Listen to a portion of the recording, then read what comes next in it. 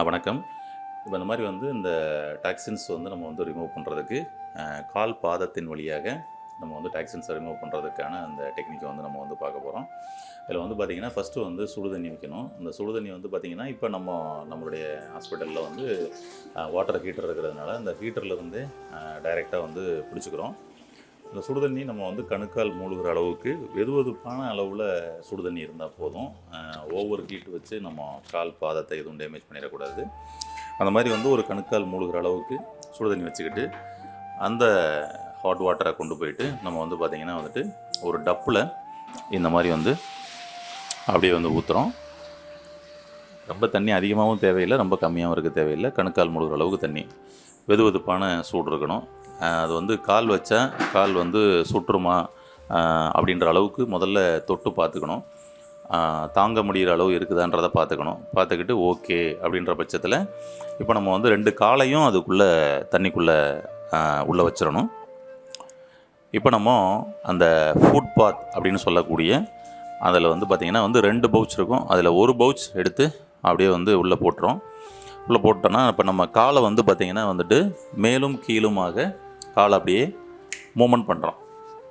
இந்த பாக்கெட்டில் இருக்கக்கூடிய அந்த மூலிகை பவுடர் பார்த்திங்கன்னா இந்த ஹாட் வாட்டர்ன்றதுனால அப்படியே அதனுடைய ரசம் அப்படியே இறங்கும். கொஞ்சம் கொஞ்சமாக அதனுடைய ரசம் இறங்கி தண்ணியோட கலர் பார்த்திங்கன்னா கொஞ்சம் கொஞ்சமாக மாறும். அதுக்கப்புறம் நம்மளுடைய அந்த கால் பாதத்தின் வழியாக நம்மளுடைய உடம்பில் இருக்கக்கூடிய அந்த 72,000 நரம்பும் நம்ம கால் பாதத்தில் முடியுது. அப்படின்றதுனால நம்ம கால் பாதத்தின் வழியாக உடம்பில் இருக்கக்கூடிய ரத்தத்தில் இருக்கக்கூடிய அந்த டாக்ஸின்ஸை படிப்படியாக அப்படியே வெளியில் எடுக்கும். இது ஜஸ்ட் ஒரு அரை மணி நேரம் 30 நிமிடம் இந்த மாதிரி நம்ம அப்படியே ரிலாக்ஸாக உட்காந்துருந்தால் போதும். 30 மினிட்ஸ்லேருந்து 45 மினிட்ஸ் கூட உட்காந்துருக்கலாம். இது ஒரு சாப்பாட்டுக்கு முன்னாடி, காலையில் சாப்பாட்டுக்கு முன்னாடி பண்ணுறது ரொம்ப நல்லது. நம்ம காலையில் பிஸியாக இருக்கோம் அப்படின்னா இரவு தூங்க போகிறதுக்கு ஒரு அரை மணி நேரத்துக்கு முன்னாடி இந்த மாதிரி பண்ணிக்கலாம். டெய்லி ஒரு ½ hour இந்த மாதிரி ஒரு 48 டேஸ்லேருந்து 60 டேஸ் வரைக்கும் நம்ம பண்ணிக்கிட்டு இருக்கப்படும் பொழுது நம்ம உடம்புல இருக்கக்கூடிய இந்த டாக்ஸின்ஸ் எல்லாம் நல்லா வெளியேறி நல்லா ஃப்ரீ ஆகிறத நம்ம ஃபீல் பண்ண முடியும். இந்த 30 நிமிஷம் உட்காந்துருக்கும் பொழுது நம்ம கால் பாதத்தில் ஏதாவது ஃபீல் பண்ண முடியுமா அப்படின்னா பெரிய அளவில் ஒன்றும் ஃபீல் பண்ண முடியாது. லைட்டாக வெதுவெதுப்பான சூடு பரவுறதை நம்மளால் ஃபீல் பண்ண முடியும், அவ்வளோதான். உடம்புலையும் அந்த வெப்பம் பரவுறதை ஃபீல் பண்ண முடியும். ஒரு 15 டேஸ் 20 டேஸில் பார்த்திங்கன்னா நம்ம பாடியில் நிறைய சேஞ்சஸ் இருக்கும். அதை நம்ம ஃபீல் பண்ண முடியும். இது பார்த்திங்கன்னா கால் பாதத்தில் இருக்கக்கூடிய வீக்கம், அதுபோல் உடம்பில் எங்கேயாவது நீர் வீக்கம், முழங்காலில் நீர் வீக்கம், முழங்கால் முழுவதும் நீர் வீக்கம், அந்த மாதிரி உடம்பில் எங்கேயாவது நீர்க்கழிவுகள் முதல்ல தேங்கி இருந்தால் அதை முதல்ல வெளியேற்றும். அதுக்கப்புறம் ஊழச்சதைகள் ஏதாவது இருக்குது அப்படின்னு சொல்லி சொன்னால் அதை வெளியேற்றும். கண்ணுக்கு கீழ் இருக்கக்கூடிய நீர்ப்பையில் நீர் தேக்கம் அது கொண்டு இது கிளியர் பண்ணி கொடுக்கும். ஸ்கின்னு நல்லா ஷைனிங் ஆகும். உடம்பெலாம் அரிக்குது அப்படின்றவங்களுக்கு இது பெஸ்ட்டு. ஆமாம், கிரியேட்டின் லெவலு, உப்பு எல்லாம் அதிகமாக இருக்குது அப்படின்னா அந்த அழுக்குகளையும் இதை வெளியேற்றுறதுக்கு இது நல்லாவே பயன்படும். இப்போ தண்ணி பார்த்திங்கன்னா உங்களுக்கு தெரியும், அப்படியே கொஞ்சம் கொஞ்சமாக கலர் மாறி இருக்குது. வெள்ளை கலரில் கொஞ்சம் கொஞ்சமாக மாறி இருக்குது. இந்த மாதிரி ஒரு ½ hourல பார்த்திங்கன்னா தண்ணி நிறைய கிட்டத்தட்ட ஒரு டார்க் ப்ரௌன் பிளாக் கலருக்கு போயிடும்.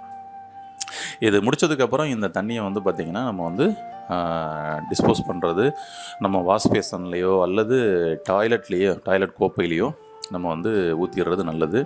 இந்த தண்ணியை திரும்ப ஏதாவது செடிகளில் அந்த மாதிரி எதுவும் ஊற்றக்கூடாது.